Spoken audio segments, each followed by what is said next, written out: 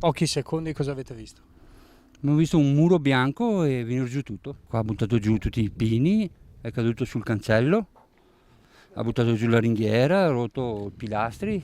Il giorno dopo quei terribili momenti sono ancora impressi negli occhi di questo abitante di Spercenigo a San Biagio di Callalta.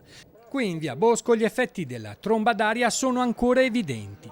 Numerosi alberi spezzati o sradicati da terra, le colture di soia e di mais totalmente spazzate via, così come i campi con gli ortaggi.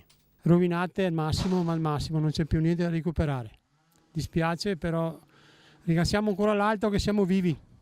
Ve la siete vista brutta? Ma tantissimo, neanche da chiudere gli occhi per non vedere. Qui cosa c'era? Un ricovero attrezzi, per vari attrezzi agricoli, in pochi secondi un grande botto è volato tutto quanto per aria.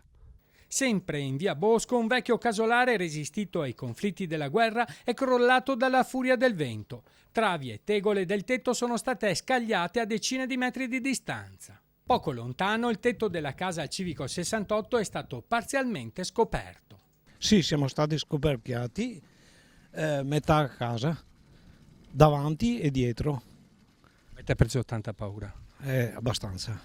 La grandine, come proiettili, ha prodotto gravi danni alle viti. La tromba d'aria le ha stese a terra. Tipo uragano.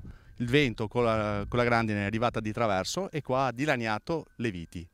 I tralci per il prossimo anno, l'uva da buttare via, perché qua non si recupera assolutamente niente. Io ho investito, ho fatto fatica e mi ritrovo che la natura adesso mi ha messo a piedi. Quello che è successo ieri fa capire molto che bisogna avere rispetto dell'ambiente e soprattutto capire che le calamità naturali sono molto pericolose. Nei giardini delle case si continua a lavorare per pulire e tagliare gli alberi abbattuti.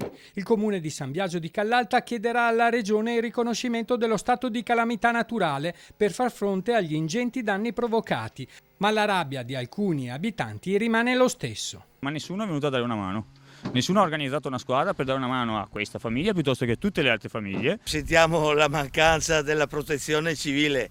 Ieri non abbiamo visto nessuno vestito di giallo-verde per le strade, per cui ci sentiamo un po' rammaricati.